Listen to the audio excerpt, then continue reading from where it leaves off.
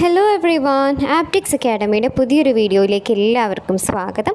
ഇപ്പം നമ്മൾ ചെയ്തുകൊണ്ടിരിക്കുന്നത് സ്കൂൾ മാനേജ്മെൻറ്റ് എന്ന് പറഞ്ഞൊരു സബ്ജക്റ്റാണ്. സോ ഇതിൻ്റെ യൂണിറ്റ് 5 ആണ് നമ്മൾ ഇന്ന് ഡിസ്കസ് ചെയ്യാൻ പോകുന്നത്. ഇതിന് മുൻപുള്ള 4 യൂണിറ്റുകൾ നമ്മൾ ഓൾറെഡി അപ്ലോഡ് ചെയ്തിട്ടുണ്ട്, ഡീറ്റെയിലായിട്ട് തന്നെ നമ്മൾ കവർ ചെയ്തിട്ടുണ്ട്. സോ അത് കാണാത്തവരുണ്ടെങ്കിൽ ഇത് കണ്ടതിന് ശേഷം മാത്രം ഈ ഒരു വീഡിയോയിലേക്ക് വരിക. നമ്മളിപ്പോൾ ചെയ്തുകൊണ്ടിരിക്കുന്നത് ഒരു ക്വസ്റ്റ്യൻ ആൻസർ പാറ്റേണിലാണ്. അതുകൊണ്ട് തന്നെ നമ്മളൊരു ക്വസ്റ്റ്യൻസ് വായിച്ചതിന് ശേഷം അതിന് ആൻസേഴ്സ് എന്നുള്ള രീതിയിലായിരിക്കും നമ്മൾ ഡിസ്കസ് ചെയ്യുന്നത്. 5ാമത്തെ യൂണിറ്റിൻ്റെ പേര് ഫൈനാൻസിങ് എഡ്യൂക്കേഷൻ ഇൻ ഇന്ത്യ എന്നുള്ളതാണ്. സോ നമുക്ക് റിവ്യൂ ക്വസ്റ്റ്യൻസ് ഒന്ന് നോക്കാം. ഏകദേശം നമുക്ക് വരുന്നത് 6 ക്വസ്റ്റ്യൻസ് ആണ് ഡീറ്റെയിൽ ആയിട്ട് വരുന്നത്. സോ അതൊന്ന് നമുക്ക് നോക്കാം. Discuss the mechanism of financing education in India. Discuss the role of central government in financing education. Discuss the role of state governments and local bodies in financing education. Discuss the role of the following international bodies in financing education. So അതിൽ വരുന്നത് UNESCO, UNICEF, world bank, UNFPA, UNDP ആണ്. Discuss the various sources of income for financing education in India. Write a note on the following: financing education by industry, external aids received for educational finance. So ആദ്യത്തേത് നോക്കാം. Mechanism of financing education in India. Education in India is financed by both central and state governments. അപ്പോൾ education എന്ന് പറയുന്നത് finance ചെയ്യുന്നത് ആരൊക്കെയാണ്? Central ഗവൺമെൻറ്റും ഉണ്ട്, അതുപോലെ തന്നെ സ്റ്റേറ്റ് ഗവൺമെൻറ്റും ഉണ്ട്. The governments at these levels provide funds for their own institutions and to institutions set up by private individuals or societies to whom grants are made on the basis of grant and aids policies of the government. അപ്പോൾ government ഫണ്ടുകൾ കൊടുക്കുന്നത് അവരുടേതായിട്ടുള്ള ഇൻസ്റ്റിറ്റ്യൂഷനും, അതായത് ഗവൺമെൻറ്റിൻ്റെ institutions ഉണ്ടാവല്ലോ, government സ്ഥാപനങ്ങൾക്കും, അതുപോലെ തന്നെ institution setup by private individuals setup ചെയ്യുന്ന ഇൻസ്റ്റിറ്റ്യൂഷൻസിനും അല്ലെങ്കിൽ societies to whom grants are made on the basis of grants in aid policies of the government. അതായത് ഗവൺമെൻറ് അല്ല, പക്ഷേ ഗവൺമെൻറ് എയ്ഡഡ് സ്ഥാപനങ്ങൾ ഉണ്ടാവില്ലേ, ഗവൺമെൻറ്റിൻ്റെ ഫണ്ട് ഉപയോഗിച്ച് പ്രൈവറ്റായിട്ട് നടത്തുന്ന ഒരുപാട് സ്ഥാപനങ്ങളുണ്ട്, സ്കൂളുകളും കോളേജസൊക്കെ നമുക്കറിയാം. അപ്പം അങ്ങനെയുള്ള എഡ്യൂക്കേഷണൽ സ്ഥാപനങ്ങളുമൊക്കെ ഫണ്ട് ചെയ്യുന്നത് ചിലപ്പോൾ ഗവൺമെൻറ് ആയിരിക്കാം. The state governments differ in terms of the system of grants and they also differ by levels of education. State ഗവൺമെൻറ്റുകൾ ടേംസിൻ്റെ കാര്യത്തിലും അതുപോലെ തന്നെ ലെവൽസ് ഓഫ് എഡ്യൂക്കേഷൻ്റെ കാര്യത്തിലും ഡിഫർ ചെയ്തേക്കാം. Generally private institutions which come under the purview of grants in aid code are given recurring and non-recurring grants. 2 രീതിയിലുള്ള ഗ്രാൻറ്റുകളാണ് കൊടുക്കുന്നത്, റിക്കറിങ്ങും നോൺ റിക്കറിങ്ങും. ഇനി ഫൈനാൻസിങ് എഡ്യൂക്കേഷൻ്റെ സോഴ്സസ് നോക്കാം. Sources of income for financing education, എങ്ങനെയാണ് ഈ ഇൻകം എന്നുള്ളത്. There are multiple sources of finances for education in India. എന്തൊക്കെയാണ്? These sources can be broadly classified into external and internal or domestic sources of financing as shown in the following figure. ഇപ്പോൾ ഒരു figure അപ്പുറത്ത് കൊടുത്തിട്ടുണ്ട്. So ആ ഫിഗറിലുള്ളതുപോലെ 2 ആയിട്ട് നമുക്ക് classify ചെയ്യാം, എക്സ്റ്റേർണലും ഇൻറ്റേർണലായിട്ടും. External sources do not form a significant part of educational finances in India. The domestic sources of funding are broadly divided into public and private sources. ഈ ഡൊമസ്റ്റിക്കിനെ തന്നെ 2 ആക്കിയിട്ടുണ്ട്, അതാണ് പബ്ലിക്കും പ്രൈവറ്റും. അത് നേരത്തെ പറഞ്ഞിട്ടുള്ള ഫിഗറാണ് ഇവിടെ കൊടുത്തിട്ടുള്ളത്. നോക്കിക്കേ, സോഴ്സസ് ഓഫ് ഫിനാൻസ് 2 എണ്ണമാണ് ആക്കിയത്, എക്സ്റ്റേർണൽ ആൻഡ് ഇൻറ്റേർണൽ എന്ന് പറയുന്നത് ഡൊമസ്റ്റിക്. ഓക്കെ, എക്സ്റ്റേർണലും ഡൊമസ്റ്റിക്കും ആക്കിയിട്ടുണ്ട്. എക്സ്റ്റേർണലിനെ തന്നെ വീണ്ടും 3 ആക്കിയിട്ടുണ്ട്, എയ്ഡ്, ലോൺസ്, അതേഴ്സും. അതോടെ അത് കഴിഞ്ഞു. ഇനി ഡൊമസ്റ്റിക്കിൻ്റെ ക്ലാസിഫിക്കേഷൻസ് നോക്കാം. Private, public. പ്രൈവറ്റിനെ തന്നെ എന്തൊക്കെ ആക്കിയിട്ടുണ്ട്? ഫീസ്, മെയിൻ്റനൻസ്, ഗിഫ്റ്റ്, എൻഡോമെൻറ്റ്സ്, മറ്റുള്ള കാര്യങ്ങൾ. പബ്ലിക്കിൽ 2 എണ്ണം ആക്കിയിട്ടുണ്ട്, ഗവൺമെൻറ്, അതുപോലെ തന്നെ ക്വാസി ഗവൺമെൻറ്. നെക്സ്റ്റ് അതിനെയും ഗവൺമെൻറ്റിനെയും തന്നെ 2 എണ്ണാക്കിയിട്ടുണ്ട്. ഏതൊക്കെയാണ്? Central government, state government. മറ്റേതിനെ 3 എണ്ണാക്കിയിട്ടുണ്ട്. ഏതൊക്കെയാണ്? ഡിസ്ട്രിക്റ്റ്, മുനിസിപ്പാലിറ്റി, പഞ്ചായത്ത് എന്നുള്ള രീതിയിൽ. സോ ഈ ഒരു ഫിഗർ ഓർത്ത് വയ്ക്കാൻ വേണ്ടിയിട്ട് ശ്രദ്ധിക്കുക. ഇനി സെൻട്രൽ ഗവൺമെൻറ്റിൻ്റെ റോൾ എന്താണ് എഡ്യൂക്കേഷൻ എന്നുള്ള രീതിയിൽ? Since independence, the central government has started spending increasing amount of money on education due to the following 3 reasons. 3 കാരണങ്ങൾ കൊണ്ട് ഇൻഡിപെൻഡൻസിന് ശേഷം തന്നെ സെൻട്രൽ ഗവൺമെൻറ് ഒരുപാട് ഫണ്ട് എഡ്യൂക്കേഷന് വേണ്ടിയിട്ട് ഇറക്കുന്നുണ്ട്. After independence the need for education has increased. സ്വാതന്ത്ര്യത്തിന് ശേഷം എഡ്യൂക്കേഷൻ്റെ നീഡുകൾ കൂടിയിട്ടുണ്ടായിരുന്നു. Government is trying to improve quantitative expansion and qualitative improvement education. Quantitative ആയിട്ടുള്ള ഇംപ്രൂവ്മെൻറ്റും അതുപോലെ തന്നെ ക്വാളിറ്റേറ്റീവ് എക്സ്പാൻഷൻ അല്ലെങ്കിൽ ഇംപ്രൂവ്മെൻറ്റ് കൊണ്ടുവരാൻ, എഡ്യൂക്കേഷനിൽ കൊണ്ടുവരാൻ ഗവൺമെൻറ് നോക്കുന്നുണ്ടായിരുന്നു. Manpower with education and skills is needed for the economic development of the country. ഒരു കൺട്രിയുടെ സാമ്പത്തികമായിട്ടുള്ള ഉന്നമനത്തിന് അല്ലെങ്കിൽ ഡെവലപ്മെൻറ്റിന് വേണ്ടിയിട്ട് മാൻ പവറും വേണം, അതോടൊപ്പം തന്നെ എഡ്യൂക്കേഷനും സ്കില്ലുകളും ആവശ്യമാണ്. The central government must assist the states in realizing the constitutional provisions of providing free and compulsory primary education to all children in the age group of 6 to 14 years. 6 മുതൽ 14 വയസ്സ് വരെയുള്ള എല്ലാ കുട്ടികൾക്കും സെൻട്രൽ ഗവൺമെൻറ് മസ്റ്റായിട്ടും compulsory എഡ്യൂക്കേഷനാണ് കൊടുക്കുന്നത്. അപ്പോൾ 6 മുതൽ 14 വരെയുള്ള കുട്ടികളുടെ എഡ്യൂക്കേഷൻ എന്ന് പറഞ്ഞാൽ എന്താണ്? കമ്പൽസറി ആണ്. The central government must assist the backward states for providing better educational opportunities to peoples. അപ്പോൾ ഇവിടെ പറയുന്നത് കേന്ദ്ര ഗവൺമെൻറ് അസിസ്റ്റ് ചെയ്യണം. എങ്ങനെയുള്ള സ്റ്റേറ്റുകളെ? ബാക്ക്വേർഡ്, പിന്നോക്കം നിൽക്കുന്ന സ്റ്റേറ്റുകളെ സെൻട്രൽ ഗവൺമെൻറ് അസിസ്റ്റ് ചെയ്യണം. എന്തിനാണ്? ബെറ്റർ ആയിട്ടുള്ള എഡ്യൂക്കേഷണൽ ഓപ്പർച്യൂണിറ്റീസ് ഉണ്ടാക്കി കൊടുക്കാൻ വേണ്ടിയിട്ട്. Central funds must be utilised for providing equality of opportunity. Central ഫണ്ടുകൾ യൂട്ടിലൈസ് ചെയ്യണം. എന്തിനാണ്? ഓപ്പർച്യൂണിറ്റീസ് ഈക്വലായിട്ട് വരാൻ വേണ്ടിയിട്ടാണ്. ഇനി 3 ways of central government providing financial assistance to states. ഇതൊന്ന് നോക്കാം. ഒന്നാമത്തേത് നോക്കിക്കേ. Central government performs educational functions through fully funding central universities, central schools, regional colleges of education now known as regional institute of education, national council for educational research and training NCERT, university grant commission UGC, CBSE. അപ്പോൾ ഇവിടെ പറയുന്നത് central ഗവൺമെൻറ്റുകൾ, കേന്ദ്ര ഗവൺമെൻറ്റുകൾ നടത്തിപ്പോരുന്ന ഒരുപാട് സ്ഥാപനങ്ങളുണ്ട്. അവിടെ fully ഫണ്ടിങ്ങോട് കൂടിയിട്ടാണ് പഠിപ്പിക്കുന്നത്. അത് ഏതൊക്കെയാണ് അങ്ങനെയുള്ളത്? സെൻട്രൽ യൂണിവേഴ്സിറ്റികളുണ്ട്, സെൻട്രൽ സ്കൂളുകളുണ്ട്, റീജിയണൽ കോളേജസ് ഉണ്ട്, അതുപോലെ തന്നെ NCERT, UGC. ഇതൊക്കെ ഫുള്ളി ഫണ്ടഡ് ആയിട്ട് നടത്തുന്ന ഗവൺമെൻറ്, സെൻട്രൽ ഗവൺമെൻറ് സ്ഥാപനങ്ങളാണ്. National Institute of Educational Planning and Administration NIEPA and other union agencies and institutions for professional and technical education as well as union agencies for coordination and determination of standards and institutions of higher education and any other institution declared by the Parliament to be an institution of national importance. അപ്പോൾ National Institute of Educational Planning and Administration, ഇതിനെയാണ് നമ്മൾ ഷോർട്ടായിട്ട് എന്ത് പറയുന്നത്? NIEPA എന്ന് പറയുന്നത്. മറ്റ് union ഏജൻസീസും ഇൻസ്റ്റിറ്റ്യൂഷൻസും പ്രൊഫഷണലും അതുപോലെ തന്നെ ടെക്നിക്കൽ എഡ്യൂക്കേഷനും as well as union agencies for coordination and determination of standards. അപ്പോൾ ഈ പോയിന്റിനെ വായിക്കുക. ഇത് ഇൻ ഡീറ്റെയിൽ ആണ് കൊടുത്തിരിക്കുന്നത്. ഒന്നാമത്തേതിൻ്റെ സബ് പോയിന്റ്സ് ആയിട്ടാണ് ഇത് കൊടുത്തിരിക്കുന്നത് കേട്ടോ. രണ്ടാമത്തേത് എന്താണ് പറയുന്നത്? Central government sponsors schemes fully financed by it but implemented by states. ഇതിൻ്റെ എക്സാമ്പിൾസ് ആണ് പറയുന്നത്.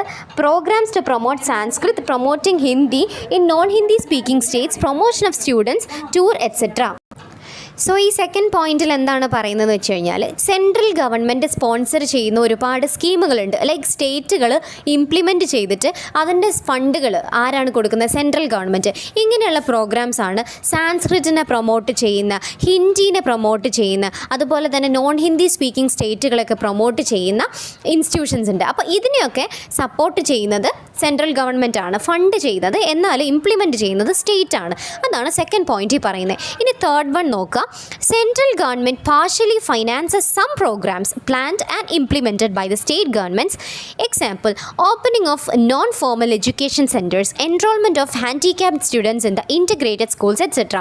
അപ്പോൾ ഇവിടെ പറയുന്നത് കേന്ദ്ര ഗവൺമെൻറ് പാർഷ്യലി ഫൈനാൻസ് ചെയ്യുക, അതായത് കംപ്ലീറ്റ് ആയിട്ട് പ്രോഗ്രാമുകൾ നടത്താനുള്ള പണം കൊടുക്കുന്നൊന്നല്ല, ഒരു പകുതി പാർഷ്യലി ഫൈനാൻസ് അവർ പ്രൊവൈഡ് ചെയ്യും. ബാക്കി ആരാണോ ഈ പ്രോഗ്രാം ഇംപ്ലിമെൻറ്റ് ചെയ്യുന്നത് അവരാണ് ബാക്കി എടുത്ത് നടത്തുന്നത്. ഓക്കെ, സെൻട്രൽ ഗവൺമെൻറ് പകുതി കൊടുക്കും, ബാക്കി പ്ലാൻഡ് ആൻഡ് ഇംപ്ലിമെൻറ്റഡ് ഇത് ഇംപ്ലിമെൻറ്റ് ചെയ്യുന്നത് സ്റ്റേറ്റ് ഗവൺമെൻറ് ആണ്. സെൻട്രൽ ഗവൺമെൻറ് പകുതി ഫണ്ട് ചെയ്യും, ബാക്കി സ്റ്റേറ്റ് ഗവൺമെൻറ് ആണ് നടത്തുന്നത്.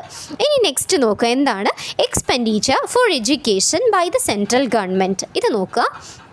Expenditure on education of the central government is broadly divided into the following two sectors: school education and literacy, higher education. അപ്പോൾ രണ്ട് രീതിയിലാണ് എഡ്യൂക്കേഷൻ്റെ സെൻട്രൽ ഗവൺമെൻറ്റിൻ്റെ എഡ്യൂക്കേഷൻ്റെ എക്സ്പെൻഡിച്ചറിനെ രണ്ടായിട്ടാണ് മാറ്റിയിരിക്കുന്നത്.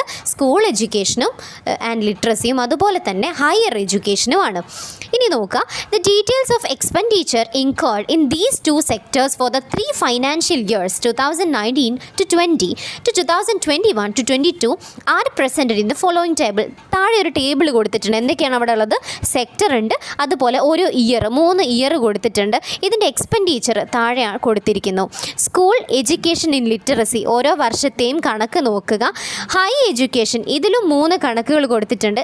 ആൻഡ് ടോട്ടൽ ഈ രണ്ട്, അതായത് സ്കൂൾ എഡ്യൂക്കേഷനും അതുപോലെ തന്നെ ഹൈ എഡ്യൂക്കേഷനും തമ്മിലുള്ള ടോട്ടൽ എക്സ്പെൻഡിച്ചറാണ് താഴെ കൊടുത്തിരിക്കുന്നത്. അപ്പോൾ അത് ജസ്റ്റ് ഒന്ന് നിങ്ങൾ വായിച്ച് നോക്കുക കേട്ടോ. നെക്സ്റ്റ് എന്താണ്? Role of state governments in financing education. Education in India is a state responsibility and the bulk of expenditure is borne by the states. States contribute education funds. State like Maharashtra bank on the center for only 7 to 10% of its school education spending, but Bihar would get 40 to 50% of its education funding from the central government. അപ്പോൾ ഇവിടെ നോക്കുക, ഓരോ ലെവലിലാണ് ഓരോ സ്റ്റേറ്റിനും ഓരോ രീതിയിലാണ് funding ലഭിക്കുന്നത്. അപ്പോൾ നമുക്ക് നോക്കാം ഏത് രീതിയിലാണെന്ന്. ഇനി state like Maharashtra bank on the centre for only 7 to 10% of school education spending. Maharashtra ബാങ്കൊക്കെ എന്താണ് 7 മുതൽ 10% വരെയാണ് സ്കൂൾ എഡ്യൂക്കേഷന് വേണ്ടി സ്പെൻഡ് ചെയ്യുന്നത്. എന്നാൽ ബീഹാറിൽ നിന്നാണെന്നുണ്ടെങ്കിൽ 40 മുതൽ 50% വരെയാണ് എഡ്യൂക്കേഷൻ ഫണ്ടിങ്ങിന് വേണ്ടിയിട്ട് സെൻട്രൽ ഗവൺമെൻറ് സ്പെൻഡ് ചെയ്യുന്നത്. The finance commission transfers adequate resources at the end of each plan to each states as follows. 3 രീതിയിൽ കൊടുത്തിട്ടുണ്ട്. ഏതൊക്കെയാണെന്ന് നോക്കാം. ഫസ്റ്റത്തേതാണ് share in income tax, share in excise and lump sum grant in aid. അപ്പോൾ ഇതിന് 3നും in detail ആയിട്ടുള്ളത് material ഉണ്ട്. നമ്മൾ എല്ലാം കൂടെ ഡിസ്കസ് ചെയ്യുന്നില്ല. ഈ 3 പോയിൻറ്റ് എങ്ങനെയാണ്, ഇത് സ്നെയർ അല്ല കേട്ടോ, ഷെയർ ഇൻ ഇൻകം ടാക്സ് ആണ്. സോ അത് മെറ്റീരിയൽ ഒന്ന് റെഫർ ചെയ്യുക. ആൻഡ് ഇൻ ഡീറ്റെയിൽ അതിൽ കൊടുത്തിട്ടുണ്ടാകും. നെക്സ്റ്റ് നോക്കാം, role of local bodies in educational financing. എന്താണ് ലോക്കൽ ബോഡീസിൻ്റെ പങ്ക് എന്ന് നമുക്ക് നോക്കാം. Local bodies like municipalities, boards, district bodies, zilla parishads and panchayats run schools in their respective area. അപ്പോൾ ഓരോ ലോക്കൽ ബോഡീസിനും, ഇപ്പോൾ മുനിസിപ്പാലിറ്റി ആയിക്കോട്ടെ, ബോർഡോ ഡിസ്ട്രിക്ട് ബോഡീസോ ജില്ലാ പരിഷത്തോ പഞ്ചായത്തോ ഏതും ആയിക്കോട്ടെ, അവിടെ സ്കൂളുകൾ ഉണ്ടാകും. They appoint staff, provide equipment and finance to these schools through local taxes and grants from the state government. അപ്പോൾ അവരെന്ത് ചെയ്യും? സ്റ്റാഫിനെ അപ്പോയിൻറ്റ് ചെയ്യും, അതുപോലെ തന്നെ എക്യുപ്മെൻറ്റുകൾ പ്രൊവൈഡ് ചെയ്യും, അതുപോലെ തന്നെ ഫൈനാൻസുകളും കൊടുക്കും. Through local taxes and grants from the state government. Local ടാക്സസും ഗ്രാൻസും വഴിയൊക്കെയാണ് സ്റ്റേറ്റ് ഗവൺമെൻറ് ഇത് ചെയ്യുന്നത്. Such educational institutions are directly under the control of these local bodies. അങ്ങനെയുള്ള എഡ്യൂക്കേഷണൽ ഇൻസ്റ്റിറ്റ്യൂഷൻസ് കംപ്ലീറ്റ്ലി ഡിറക്റ്റായിട്ട് ഈ ലോക്കൽ ബോഡീസിൻ്റെ അണ്ടറിലായിരിക്കും ഉണ്ടാകുന്നത്. For meeting the expenditure the school committees should receive. എന്തൊക്കെ കാര്യങ്ങളാണ് ഈ എക്സ്പെൻഡിച്ചർ മീറ്റ് ചെയ്യാൻ വേണ്ടിയിട്ട് ചെയ്യുന്നത്? A certain proportion of the income of the local village panchayat and a grant in aid fixed on the basis of equalization. അപ്പോൾ ഈ 2 രീതിയിലുമാണ് അതിൻ്റെ ഫണ്ടിങ്ങിന് വേണ്ടിയിട്ടുള്ള അല്ലെങ്കിൽ എക്സ്പെൻഡിച്ചർ നടക്കുന്നത്. ഇനി യുനെസ്കോ, നമ്മളെല്ലാവരും കേട്ടിട്ടുണ്ട്, UNESCO, യുനെസ്കോ. അതിൻ്റെ റോൾ എന്താണ് ഫൈനാൻസിങ് എഡ്യൂക്കേഷനിൽ എന്ന് നോക്കാം.